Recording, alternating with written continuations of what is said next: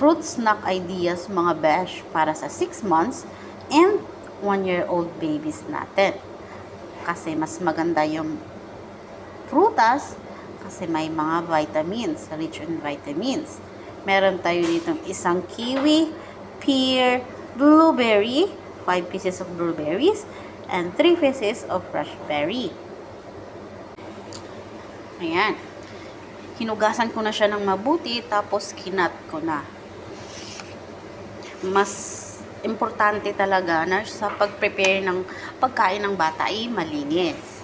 And then I have food processor. Ilalagay ko siya sa food processor. Why? Kasi yung mga bata na 6 months, hindi pa sila nakakanguya, diba?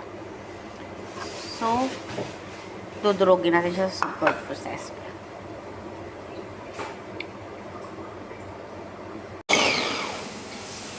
And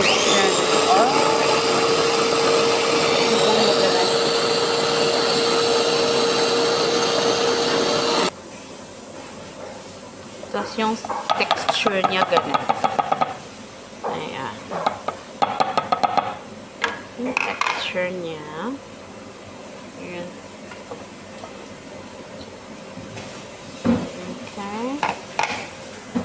Tapos yung lalagyan natin kailangan malinis kasi bata yung kakain ng mga besh. Ayan.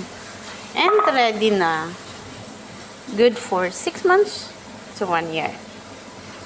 Thank you.